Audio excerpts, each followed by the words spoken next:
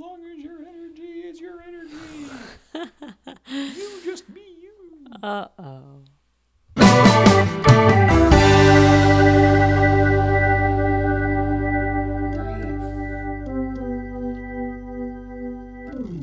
Life lessons for me every day. Yeah, maybe. Hi. Hi.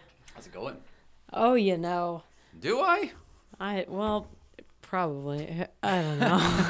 I've been my writing all goodness. morning Have you? until I was getting ready for the show. Oh, cool. Yes. So it's been a very in my head morning. But In I'm your head great. day morning? In my head morning. But my head's great. Oh, my goodness. Okay. Well, hello, everybody. Hello. Welcome, welcome, welcome. I am Jay Ryan. This is Nicole Ryan, Mrs. Ryan. We are the Ryans. And today is Tuesday, April 10th, 2018. As you saw, it was getting ready to be yourself. Be yourself is the goal on this one. And it's something that I think that everyone struggles with. And some more than others, and certainly some at different times than others. But I'm definitely talking about you. Oh, good. And I'm looking forward to talking about everything you want to talk about today, as well as you figuring out how to be yourself, because that's an important thing for everyone. And I care about you, so you are my everyone. Oh, that's such a nice thing It's to almost say. Barry White. It may be even Barry White. Pretty close. My first, my last, my everything. It's a good song. It was on Ally McBeal. That's the reason I know it. It's the only time I ever have seen Barry White ever was literally we were all crowded around the windows when his limo showed up. Oh, right. And You then, worked there then. and then whenever there was a big guest, a musical guest or whatever, because they would literally perform. It was a real. They set up a real. It was like in a bar, but it was a real backline. They were real instruments and everything. It wasn't like fake with no playback. The Ally McBeal ending was always them like meeting and getting a drink down at the like. The truth is, I don't know the show. I never really watched the show that I much. did. But yes, they were always at a bar, I think like at a booth or whatever, and there was always but it was always somebody famous, or often it was Yeah. somebody famous, like Barry Manilow, Yeah. or in this case, Barry White. So the only reason I even know that song, I'm pretty sure he did that song on Ally McBeal, and we were there I saw it happen live. That's so A bunch neat. of us did, obviously. I was in college when that episode was on, and it was all the rage. Like everyone was suddenly a Barry White fan that had never talked about him before ever in the world. Really? Yeah. Well, yeah, I guess non-music fans. That was kind of a neat thing about that show, was introducing people to stuff. Because whatever the audience was for Ally McBeal, they generally weren't into a lot of the stuff that was on Ally McBeal. And I think that was David E. Kelley's way of, sweetening the pot a little bit. He's just a potpourri guy. And like, I don't know, I'm making a bunch of No, but it's such a different good way to analogies look at unnecessarily. it. But you know what I'm saying? They were just, it's a neat way to educate or cross-educate, maybe, would be the right. Yeah. If If that's a real term. I don't know if it's a real term, but I I would like it. to make it. You made it. Well, you know what I'm saying? Any education is typically in a direction. Otherwise, what are you educate? You know what I mean? You're trying to teach somebody something in some way. And yeah. Whatever. Heady. Okay. Holy smokes. Actually, What do that's you my want to talk department. about? I know. Well, I've been thinking about you all morning and how to do this because I'm tired of getting in fights with you off the air and then being like, oh, perfect on the air and I'm stuff. a nightmare. No. To deal with. None of the above, but I think sometimes you struggle with authenticity, like we all do, but we're pushing authenticity on this show. So I feel like we should at least know how to do it and be able to, even though nobody can do it all the time. Yeah. To be the right messenger for the message, I think, is Yeah. kind of, it's really my motto, and I'm like really bad at it. Weird. The worst. I know. It's horrible. Kind of doesn't make sense so much. Here's the thing. It makes sense to me, though, and astrologically it makes sense. But it's the difference of opposites, knowing that opposites are really the same. They're just they look like they're going in different directions, but you're always going the same way.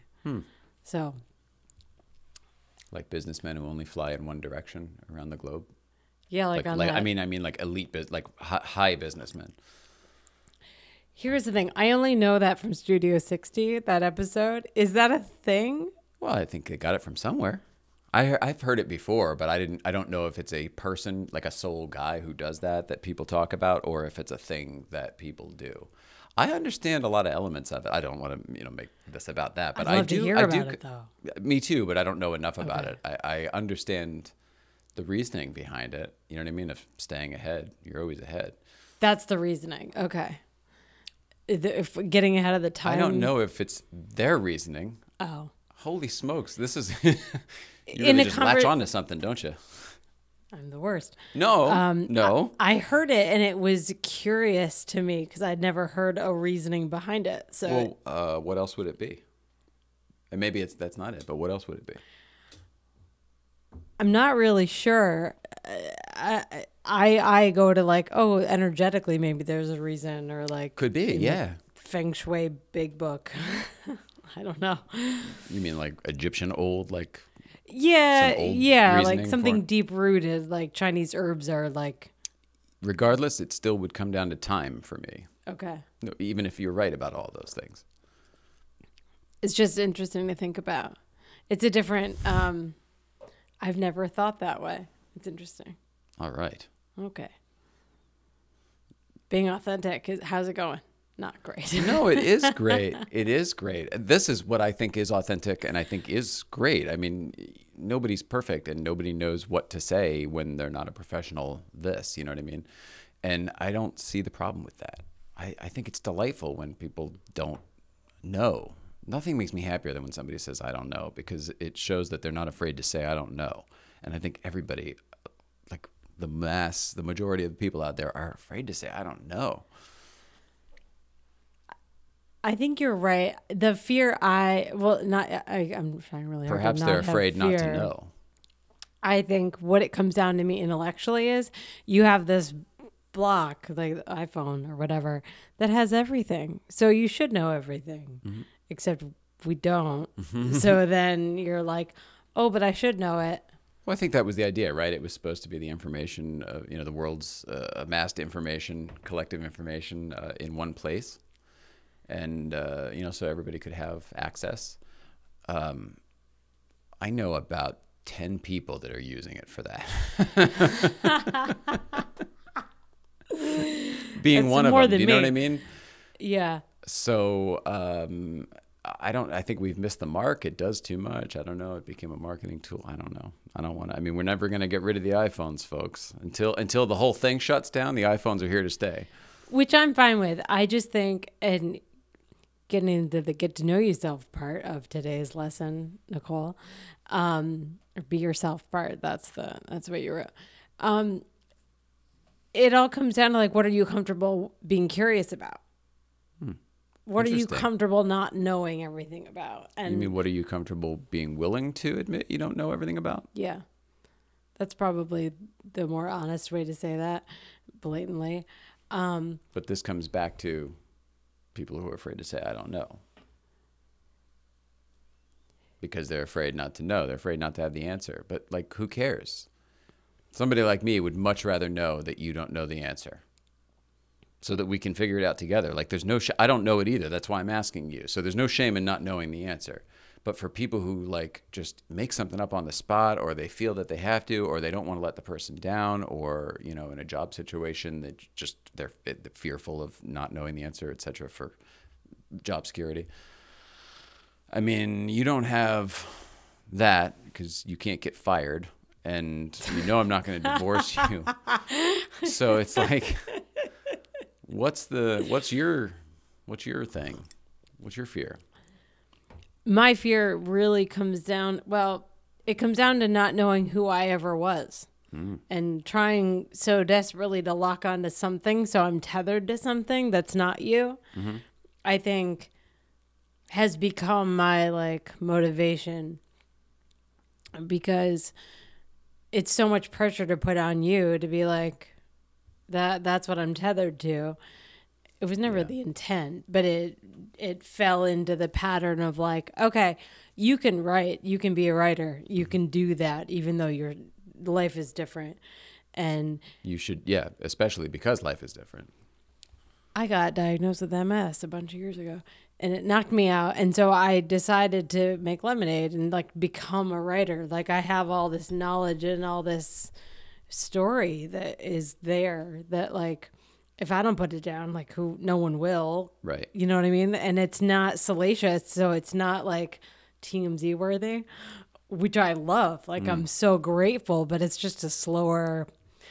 You have to play that long game out, Right. and that in the middle of that long game,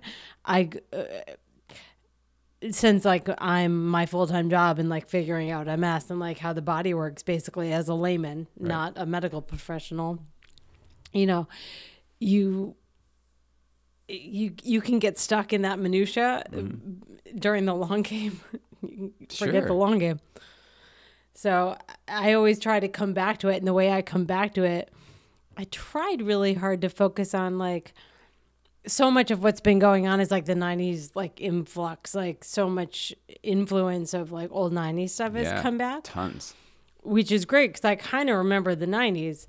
I was a teenager-ish. And so That's when you were collecting information. I mean, that's the basis for my professional future. You know what I mean? Is the fact that I am well versed in, a lot of stuff from that time. It's, everything I need to know leading up to when I was into it. So it's super interesting. But that's why when I write and all these comedian biography or autobiographies tend to be like story from way back when to like how it relates to now. And that's great because that's what I need. Yeah. I mean, that's storytelling in general, hopefully. I mean, that's what a story resonates with a listener generally, or a reader. Or viewer, whatever. Yes, but not viewer because like series has changed that versus a movie. Okay. So it changed storytelling. I see. But the TV people the comedians, the TV people that I do know about, the long game with them is like, okay, your career has spanned this many decades. And a lot of that like behind the scenes work happened in the 90s. And so it's, it's come out since and it's, I can't tell what we're talking about now, to be honest with you. I don't know if I drifted off or what, but you definitely didn't hold my attention, and I'm sorry for that. Well, that sucks. But I don't know what you're saying. Is this your point or mine? Sorry, I'll back up. It all comes down to like me figuring out who I am in the long game of the people that I kind of follow. There's moments of minutia where they were clearly doing their own thing and not public. So when I see, I did go off. Yeah. It's the storytelling. It's okay. Everything's fine. That's the nice part of this is we can go anywhere. I just, you got to let people know where you're going or leave a breadcrumb here and there. Okay. No, it's hard to follow, but I'm hard to follow. There's no judgment. I get it. I'm hard to follow sometimes. I know that. Well, we're talking about you. So this is one of those times. I don't know what you're doing now, but here, look, we created this for you. There we go. We'll just put that here. It's usually on your camera. There it is. Yep. That's right, folks. That's me. Sure. Bullshit meter? Well, yeah, and look, because you're so emphatic, it's the breaking now. HD Doppler Ultra 3D Live bullshit. Yep. Hey-o. You really nailed it. Yeah, I know. Good job. You really got me down. I live with you, and I've known you for a while. And whatever, I don't want you to change. I want you to be you, but I think we all need to, learn about ourselves. Man. Takes a village, and you're right. We just need the flashlight these days, a laser pointer, I guess. These days. Pretty sure in the 90s it was a laser pointer. These days it's augmented reality. I don't know what they would do, but you just need somebody to shine a light on something. Yeah, I've burned yours out, I think. I keep asking you to shine your light, and you're like, are you fucking serious? I've shined that light so many times. Yeah. Well, I mean, I don't know how many bulbs and batteries I've replaced on that fucker, but it's been a lot. It's totally been a lot. All of this, okay, I figured out where I was going. I keep trying to come back to late night comedy because that seems to be a safe place for me in that I can understand it usually. Well, then we should probably change the name of this podcast and what it's all about and stuff to like, you know what I mean? That, because that's fine. But we had not wanted to we couldn't find that home if that's going to be our home. So when we were doing all the test shows and stuff, so that's why we ended up with the life thing, as I recall. Well, we can make it whatever we want. This morning in my writing, I was looking at old late night. Oh, okay. Because I looked at like late night from last night, and I was like, no wonder people don't watch this. It's hard, and it's not something it's not enjoyable. Like So you you have put to on work. current, like a Colbert or something current. Yeah. I don't want to call anybody out, but a current late show or whatever. And It was Colbert. And then you went to YouTube? I went to YouTube because Where I I was live. so dismayed. Yeah, I went to your house. I loved Amy Schumer was the guest on the episode on Colbert last night. Oh, and yeah. it was their first one back in a week or so. They had been on hiatus. Cool. And I love her. I'm such a fan. And I know she's got a new movie coming out, which I didn't know anything about. I can already see where you're going. I bet you got very little information from that interview. Like you tell me often, I feel like they hung on to the wrong pieces. It's So, my opinion yes. of what is going on out there, period. Well, Especially in the late night or, talk show type topography. Landscape, the landscape. The late night landscape. I'm going to go one further. I'm going to say it's the media landscape because it's very Oh, I see. Okay, it's that's good. very spread out. You have to really know what you want to look for. And like, that's why I was like one-stop shop. I really like Amy Schumer and I respect her take on the world. Yep. So I got some out of this. It felt a little bit like an old interview, but not really. And that's why I went back to like Bill Murray is such a standby for me of like good late night appearances that aren't contemporary, like contextual. So it was really nice. Obviously, I go to Letterman. What late night appearances do you think of when you think of Bill Murray? Or what talk show appearances? Because I can't think of any other than the occasional Today Show or that whatever channel where he fell off the chair drunk that time because he was partying with the Late Show the night before or whatever.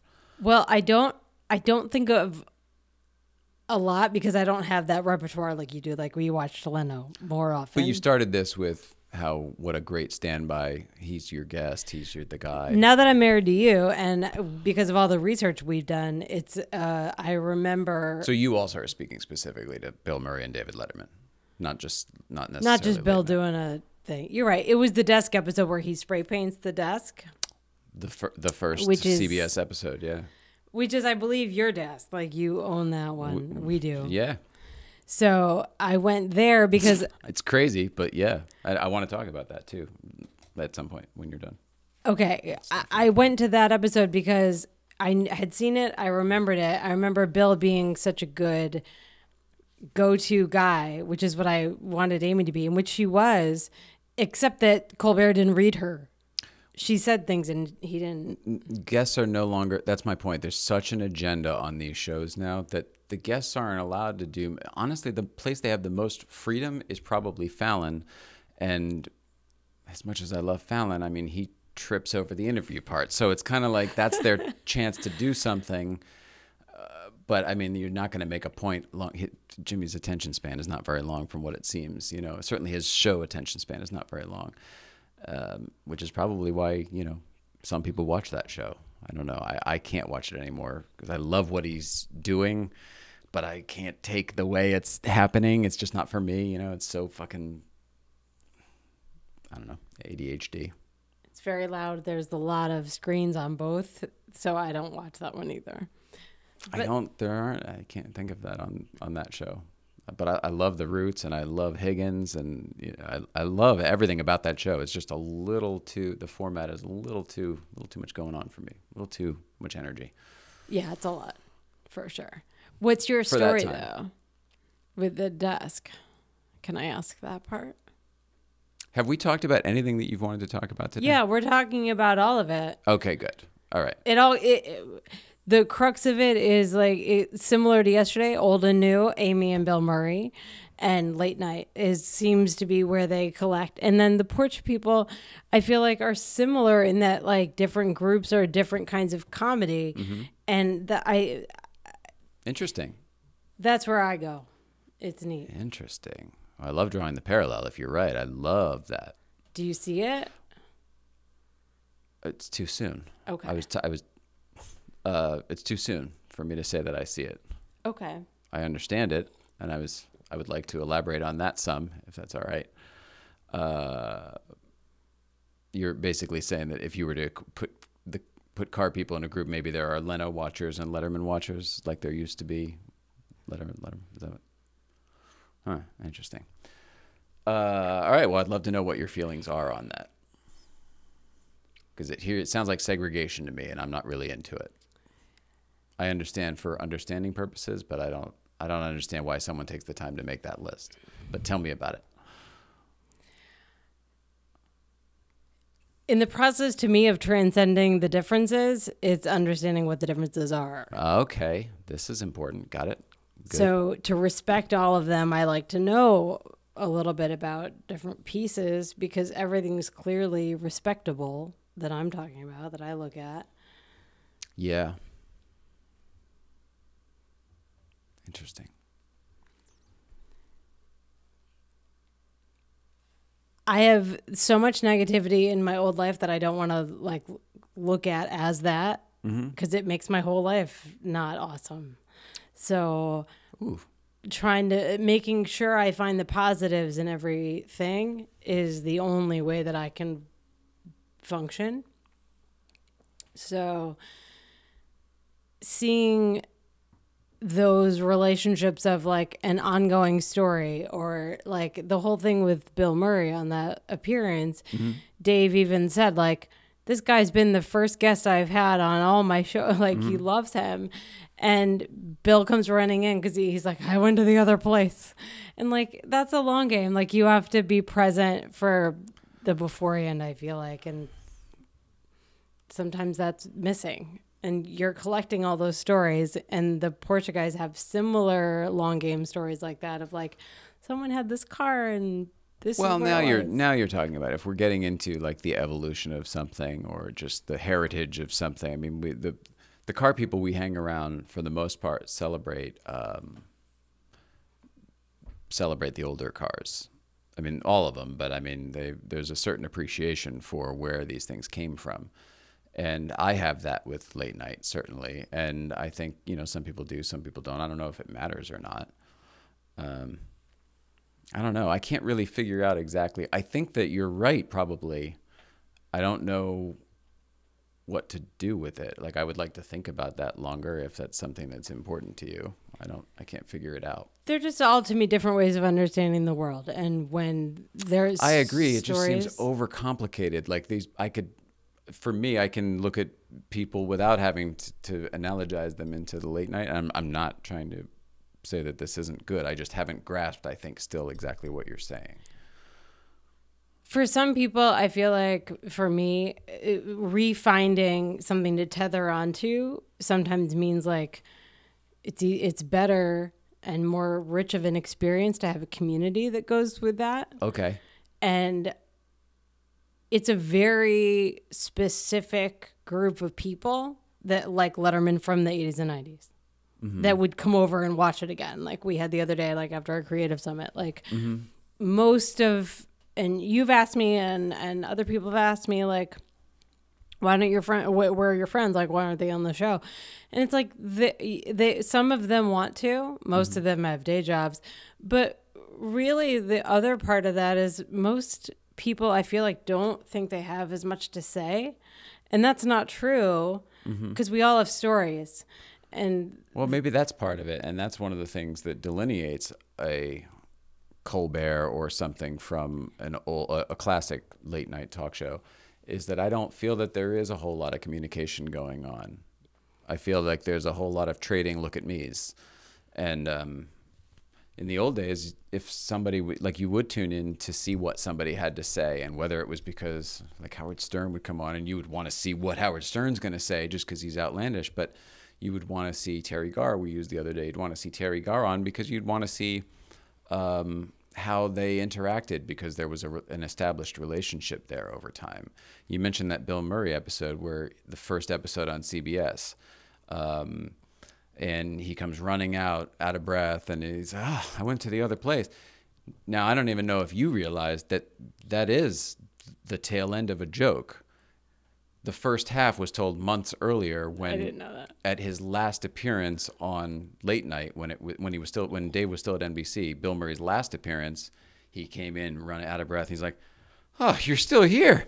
I went to the new place. Oh man, it's crazy. It looks beautiful." Like doing that kind of thing. So this was the other half. I went to the other place. It's dead over there. People See, crying. that's It's the great. other half of a joke. But you'd have to be in the family to know that and to get all of that. And that's the type of thing where I think Letterman killed because, in a good way, he just was able to sometimes ad nauseum just play a bit into repetition until it became something. None of that stuff is fun. Will It Float is not really funny. To the point where they were making so much fun of it, to at one point, and they always used to do those quizzes, the bing, bing, this is either A, blah, blah, blah, B, those multiple choice type things. And there was never an answer, just the last one was always the joke, But it was, the format was so good that they eventually built the Late Show Quiz Machine 3000 or whatever the heck it was called. They built a gigantic prop with pneumatic doors that dropped open and had to be there was a thing you pulled to close them. It was a whole to do solely as a delivery method for that same thing they were always doing. That was just an example of one of those bits that just goes and goes and goes until it becomes you can't wait for it and it's so funny. The top 10 list is like that to some people, but it was never that way for me. I never really got it. I got it back in the old days. It was great. But then once it became its own thing, I didn't get it. Anyway, with the people, the same thing. I can go on that shit for days and just go on and on. The regulars like Terry Garr or whatever, they had their relationships and people wanted to tune in because they felt like they were part of it. You know what I mean? Once that's established and you've got that, it does feel family-like, and it's different. It's not a delivery method anymore. You're hanging out with people, and that's what it's all about, the hang. You know what I mean? Nobody gets that, and I hope they don't. I hope that somebody buys the show that I've developed so that I can bring a lot of that back. You know what I mean? I feel like you bring that to your life, and you've shown it to me. So I'm on board. I think it's missing more than we realize it's missing. Well, that brings me to first of all, in the corrections category, and it wasn't so much as a correction, but I mentioned the other day when we were talking about this mic, and I said that it was a couple of people have asked if that's the real David Letterman mic, and I said, no, it's not. It's a replica. And then I went over to the high school thing saying I built a replica for high school. This is all true.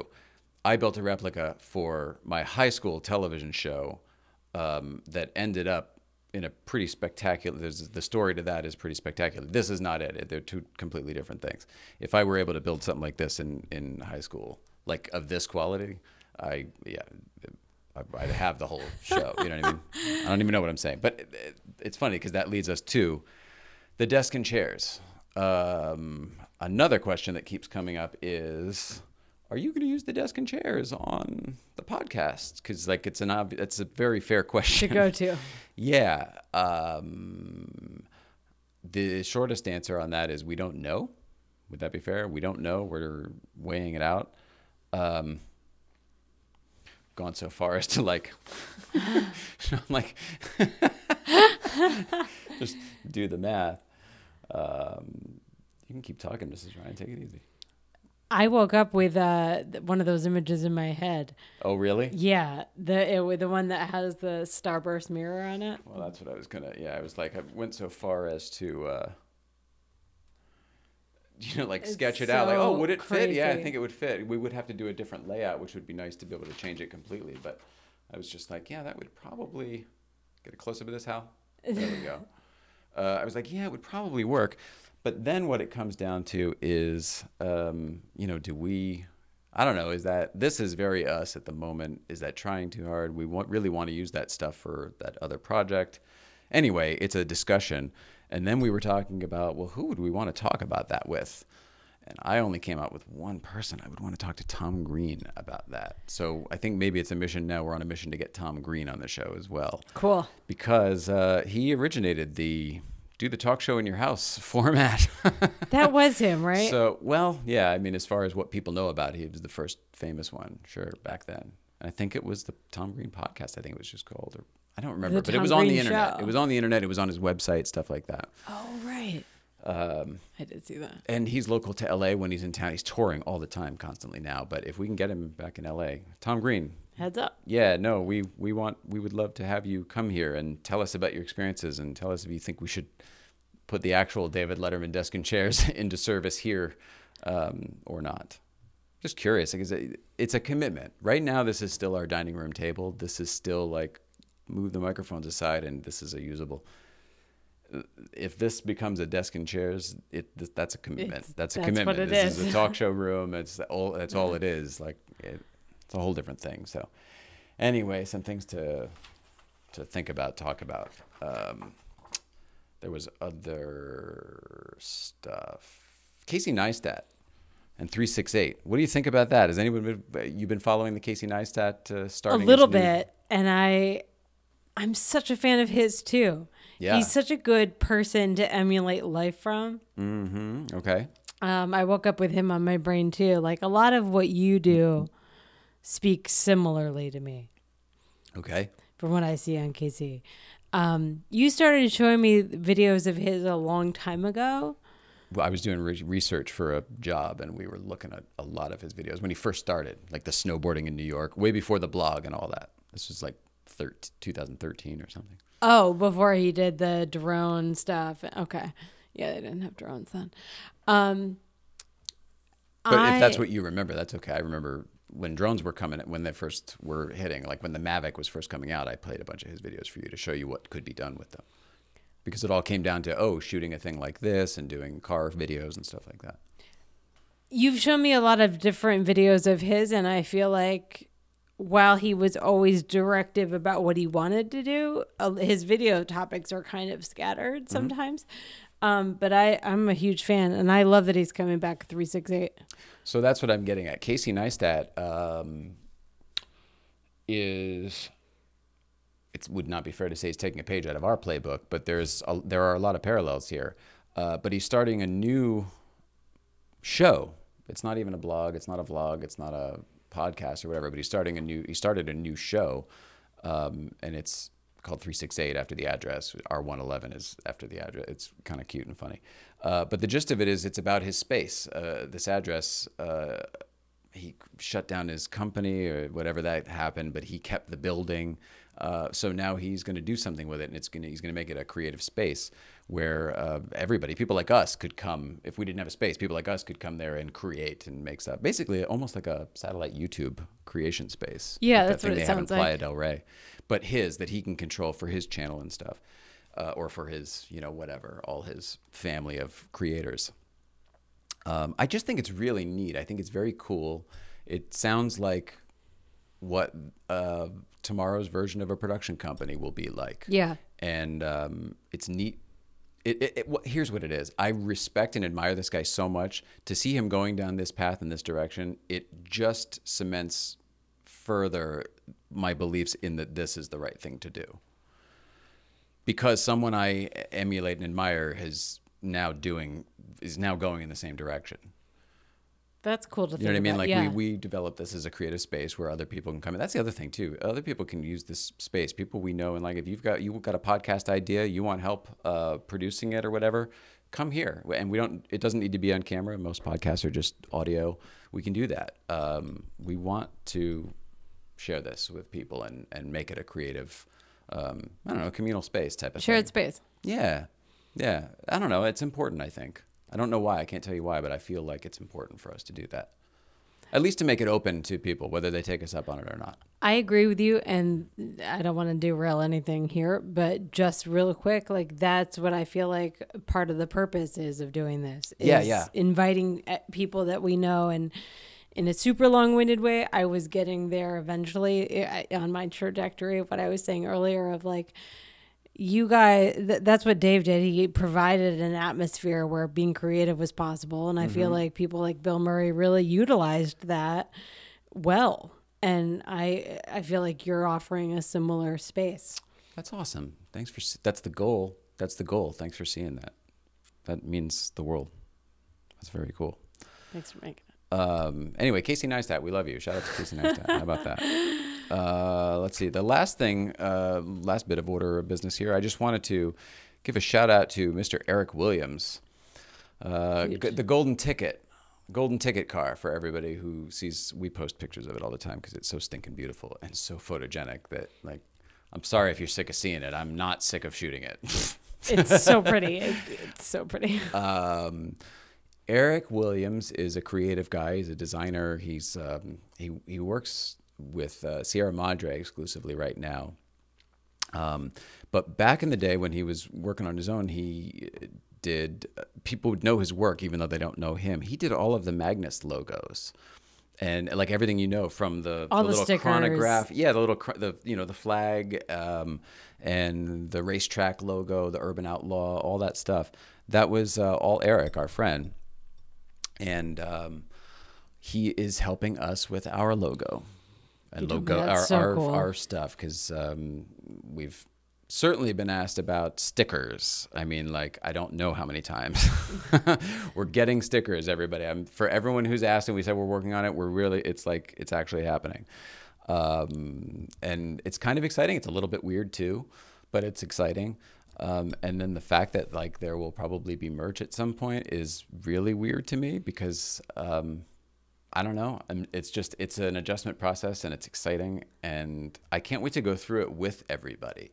Yeah. That's the thing. Like, we're not just, whatever's going on now, like, we're all going through it together. And it's a really cool, it's a cool time, I think. Whatever. I don't know. I don't want to get I'm a little too hippie happy today, I think. So here, we had our production. I know exactly what it is. I'm all energized. I'm bouncing all over the joint here. Eric Williams, did we wrap that up? We love you, Eric. Thank you for your help, and for your designs and your ideas, and just for being our friend. We love you. It's funny. This is all connected, but we the Ryans have taken to doing our production meetings poolside because it's summer conference room, and I have a little video from that. So you do. Roll it, Hal. I think I'm going to test the waterproof thing. Oh yeah. I think so. Shoot. Okay. Good luck. Thanks. Pretty hot. Jeez. Yes. Oh gosh. Thank you. This is the iPhone test. Great. Do it. How does it look like it's going so far? Your suit looks bubbly, so good start. I don't know what she's talking about. I just don't know what she's talking about.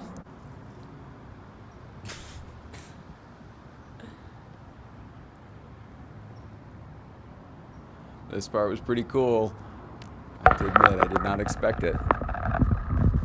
I'm really ready for that sucker to be dead. Successful test? It looks incredible. The image is wonderful.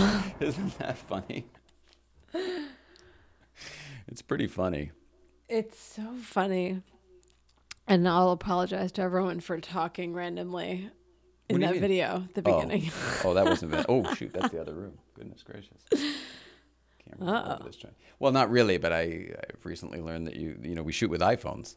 And I recently learned that you can use the back camera. Control the frame. Yeah, so like, this is our main, get the main wide shot there, but I can also flip it around. Uh-oh. Yeah. It's weird, right? Yeah, look at those lava lamps. Okay. I heard it. Shit. Wow. I heard it. No, it's awesome. It's awesome. I love lava lamps. Oh, gosh. You're so funny. There we go. All right. Did we finish that? We got Casey Neistat, Eric Williams, the microphone, desk, and chairs. Let us know what you guys think, that on that one. I'm really curious. Yeah, me too. Me too. Yeah. It's definitely, it's the full commitment. It's like, it's the putting the numbers on your car and everything. It's that type of equivalent to me. I can see that. It's like you're fully committed. This is close, but that really is. It's a different level of commitment. This is having the blank meatballs on the car, but like having the full numbers is a whole different thing. Yeah, I remember feeling the shift when we put the numbers on. Yeah. Oh, and that was good though. That ended up being very good. But I also, yes, it did. But I also remember when you put the meatballs without numbers on it, like every incremental change we've had on Yellow Car. Yeah, I remember them too, but now we're getting off topic. Now we're just getting into you listing your memories. Oh, wow. Which is good if we want to do that. But unnecessary. Noted. I find that you're like, there's a hallway, I'll go down it. I'm supposed to go down it, right? I went to college. I do that. I got another message saying that I should say that more often. Really? Someone else said you should make fun. That's good. Yeah, we should. Needs to be in the show more as it is. I find myself saying it to her from here. Not going to say that. I sound like Danbury Chive. That's from an Kazman. academic asshole, so I own that. I'm not. But don't always back it up, though. Like the academic asshole is fine because everyone knows how to deal with the academic asshole. And at least you can learn from an academic asshole. You come across as one and then don't always necessarily know where you're going to go. And the academic asshole does. So then it's just like, whoop, she's faking again. And then we get this action. Well, since everyone wants to hear it, when I was in college, because I went to college. Yeah, bullshit music. Totally. When I went to college, though, people would sit. It was a thing to just sit around coffee shops and talk about whatever class you were in. That's how you learned. But you're not in college, babe. You're almost 40. Not really. Sorry, 36, 38, 38. whatever you are. And I know that, but in trying to retrain my brain to not go negative, it's easier to like incorporate positive messages that are discussion points like I did in college often. I gotcha. And all right, so this is maybe where I, didn't go to college. So I don't know. Is that what you're saying? Probably. But since I'm 38, it's all irrelevant anyway, and I'm not in college anymore. Sorry for that awakening. I didn't mean that. It's totally true. And unfortunately, you get to live with me forever. So well, till death to us part. That was the agreement. I believe it's till death to us part. Is that not correct? This lifetime. I have to remember back on what I signed. I think that's what it was. I'm just kidding. For the most part. Just kidding. Listen, I know it's hard. That's another topic I really want to tackle is married life. And I kind of got there with Bill Murray because of Groundhog Day. It's not the same show. Well, we can talk about, see, you didn't, we're talking, you never brought up Bill Murray and Groundhog Day. That's a whole different thing. You brought up Bill Murray and Letterman. So no one here has made the connection with Groundhog Day, but I would like to, if you want to. Bill Murray was in a movie called Groundhog Day, and it was about No, not today. Not today. We got to wrap it up. Oh, then yeah, I'll bring it up. I'll bring it up another time. This is my point. What did we talk about? What you wanted to talk about? Yeah, how I'm learning how to be myself by watching old Letterman and correlating it to events in my life, thanks to your help and outlines like Tina Fey's book. How it relates. But what does to that her. do for you? Like, I understand that sounds neat and everything, but it sounds like wizardry. How does it work? Like, how does you watching old Letterman? I know how it would work for me because it literally plants me back in places, back in that time because I watched those things then and I followed it so closely. You having not done so, what does it do for you? What it does for me is let's say everything's a spectrum, right? And so all the research we did is here. I have the knowledge of up here. So having this foundation lets it's the backstory. me. Yeah. Did you say? Yeah. It helps me realign myself in the right direction so that I can grow my brain the way I want to versus how I'm told to or taught to or whatever. That's okay. Well, whatever works for you, because I don't know what the process is for other people. You know what I mean? You only know what your own process was for figuring that stuff out. So if that works for you, great. How does that help you with you? Like I understand that, this will give me building blocks for whatever, but that doesn't help you, you got to fix the foundation first before you go making all these building plans and stuff. That's allowing me to fix the foundation. That's my curiosity. In what way? It's giving me a place to restart from where I know enough beforehand to like germinate from there. Does that help? I don't know. Maybe. The book process, writing the book, is helping me immensely in terms of narrowing down. Seemed like you got much more stressed and tension, like just in you, on you. Is that from me? Discomfort. I mean, I can see the discomfort. I get really discomfortable when I have to explain myself, but that's just how it is. So, but I'm not asking you to explain yourself. Like, Lucy, explain. Like, that's what I think you're feeling, and I'm just being like, oh, can you tell me what you mean? Because I don't understand. You're like, I hate having to explain myself. Why don't you just understand? I'm like, well, I don't know, because I'm somebody else. I'm not you. You're totally right. This is why I'm going to get better, because you just tell me how it is, and that's awesome. Okay. It's the truth. It's why I'm going to be okay. Like, people that are too You're gonna be PC okay. and don't. Sorry. You're going to be okay. The amount of time that you have to live with me is shortening by the day. I know. So you don't have to Well, it's worry not about like it the so 60 much longer. It's not the 60 minutes clock kicking by or anything, but I know what you're saying. That's for all of us. There's no countdown going on. I want to be with you for a long time. It was just a joke before. Everything's fine. Totally. Okie doke. To me, all of this helps me figure out who I am so that I can write a book that doesn't sound like when I go crazy. Now, this is what I'm getting. Whoopsie day. Hey, kitty cam. Meow, meow. Meow, Look at that. That was an meow. accident. So I understand, but I feel like maybe your process, either you don't know or you're unable or willing to tell me. Because I can relate what you're doing to my life and how it helped me.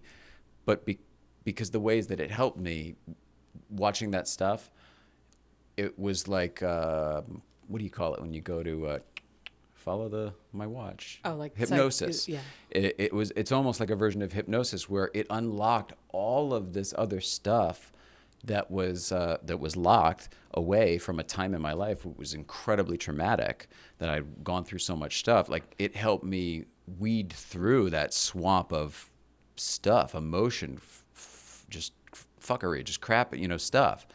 My dad, you know what I mean? It was just a lot. So I understand why that process worked for me. You're now watching stuff that worked for me and applying it to you, and I understand that's working for you, and I think it's wonderful. I can't understand how it's working for you or why, and I don't have to understand that stuff, but I am curious if you want to help me understand it. I felt very out of place when I was younger. So the year where all this stuff helps you remember things, seemingly like unlocked stuff you said. This is interesting. It automatically seemingly brings back more happier times for you. Like, you remember watching that show with your dad and blah, blah, blah. Yes. I remember, and I know this sounds crazy, but when I was really sick at first, like, I have those memories of watching them with you. Interesting. So, especially on days where I don't understand, you is the world by virtue of you. That seeing his show from that time helps me understand you. Well, that's what I was in my life now. Yeah, that's what I was wondering about. And that's kind of what I didn't want to ask straight out because I don't want to lead the witness, but I was curious if it actually helped you understand me better, which makes you have something, like you're using your building blocks. What you're looking at is my foundation, and you're building your addition onto my foundation, which is awesome if that's indeed what it is. I mean, that's a lovely thing. I do find then, I go back to my original thing, I don't know that that's helping you get through your whatever you need to get through, if there is anything to get through. Basically, when I got sick, my my world fell apart. All of them fell apart. So kind of like that movie Inside Out where like the islands all fall down. For like sure. That's a I great was analogy. just really lost. Yep.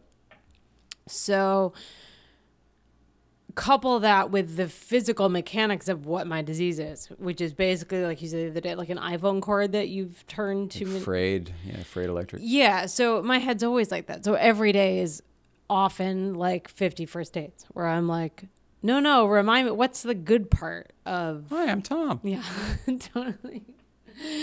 So I don't watch those shows often, but when we watch like an old Match Game or when something comes up, it's super helpful for me to have that context because the first time you showed stuff to me, I didn't always watch it as intently. I think I used a lot of that time for like meditating in lifetime so like my wires wouldn't fray and like focusing on like walking normally, which sounds weird, but like sometimes when I'm walking, I'm not paying attention to what anyone's saying, not because I'm not interested, but because I'm so focused on not falling down that like my I'm distracted. Yeah. So that is why when I do feel like I wanted to watch Colbert today to get an understanding of the surroundings, because that helps me understand my world. Mm-hmm. It's so political, and I'm not a political person. Like I'm open to it, and I'm curious about all of it. But there's some things I genuinely don't understand that are happening. So he'll touch on those, but like in a very aggressive way that doesn't give me anything that I can use to talk to people that are sensitive about stuff. So that kind of goes out the window. But I wanted to see I wanted to see what Amy had to say. Sure.